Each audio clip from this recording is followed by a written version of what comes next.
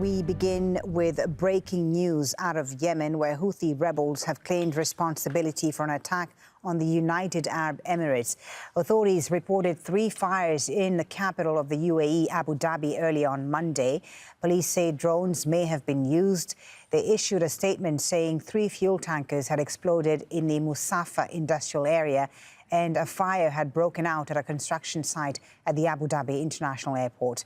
Let's bring in Mohammed Al-Attab, who is live from Yemen's capital, Sana'a. So the Houthis claiming responsibility, Mohammed. What more details do we know?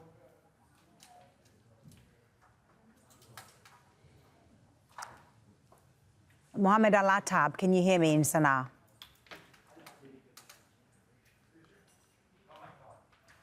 Mohammed Al-Attab, can you hear me? Yes, the latest developments and regarding the latest escalation and also the Houthis attack on the United Arab Emirates. But so far we haven't heard exactly the details of this operation. Only we have heard from the Houthis spokesperson Yahya Sarih, who said that he will give more details in the upcoming hours. We know also according to some media means that the Houthis have also carried out some attacks to the southern areas of the Saudi Arabia kingdom. Also, this attack, according to the Houthis Minister of Information, he says that this attack inside the United Arab Emirates is to teach the United Arab Emirates a lesson, according to what he said, that in order to stop its involvement and also its participation in the Saudi-led coalition war in Yemen, according to his statement. But this latest development in Yemen, also that this war is still continuing for the 7th year. The humanitarian crisis continues to further deteriorate. People are suffering from the shortage of fuel and also the lack of opportunities for their income, for their families. So the situation has reached really a difficult and a turning point. Now the Houthis have started escalating their attacks against the United Arab Emirates. We could remember the last confiscation of the United Arab Emirates flagged cargo ship that was confiscated off the coast of the Yemeni coast.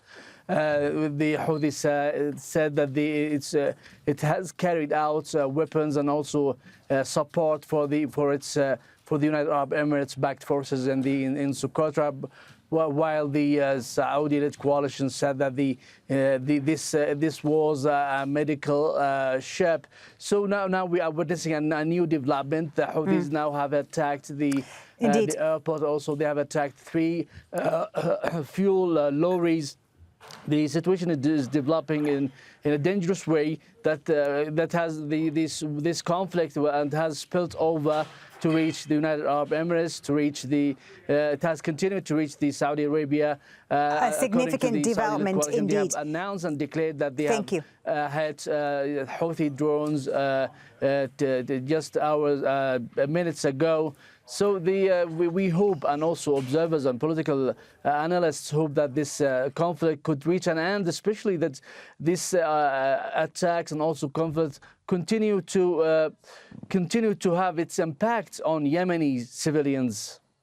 Thank you so much for that, Mohammed Al-Attab, with the view there from Sana'a. A significant development, as Mohammed said there. Let's discuss this further now with Hashem Ahelbara, who's covered the war in Yemen extensively. As Mohammed said there, the Houthis have regularly targeted Saudi Arabia recently, but the UAE had somewhat disengaged from this conflict as of the last few months. Why would the Houthis target them now? So basically, when the conflict started in 2015, the Emiratis and the Saudis were the key architects of the coalition that was built to defeat the Houthis. Then the Emiratis started to play quite a significant role in Yemen until 2019, following some of the major attacks of the Houthis inside Saudi Arabia. Then the Emiratis said, it's about time for us to pull out. The Houthis are saying that even though the Emiratis managed to withdraw some of their troops, they remain quite instrumental. For example, we know that some of the elite forces in Yemen are backed, trained and financed by the United Arab Emirates, and they are part of the operation which is underway now in Shabwa and in Marib. This is an indication that the Houthis are really frustrated with the Emiratis. So they want to drag the Emiratis back into the conflict? I was in touch with Mohammed Abdel Salam just a while ago. He's the key spokesperson of the Houthis, and he said the operation today is a message to the Emiratis that we are going to do whatever it takes to make it extremely difficult for them inside the UAE and to push all the international companies to pull out from the Emiratis unless the Emiratis stop interfering militarily, politically and economically in Saudi Arabia. So this is a message from the Houthis to the UAE. A significant development in the conflict. You know, for them to be able, after all these years, we're talking about almost 7 years, to send drones into the Saudi Arabia or into the UAE, it's a message that we're far from defeated. This is definitely going to further strain relations between the Emiratis and Iran, because, you know, Iran, the Emirates and Saudi Arabia have been saying that the Houthis would never have been able to launch those drones had they not been given technology and support from the Iranians. Now, the UAE state news agency, Hashem, is reporting that at least 3 people have been killed and 6 others injured in the explosion of that tanker in Abu Dhabi. 1 Pakistani and 2 Indian nationals killed in the explosion of the tanker trucks in Abu Dhabi, and at least 6 others wounded. So, as we've said, a very significant development that the conflict has now reached the UAE itself. What is the wider implication of this for the war in Yemen? So this is exactly what is happening on the ground as we speak.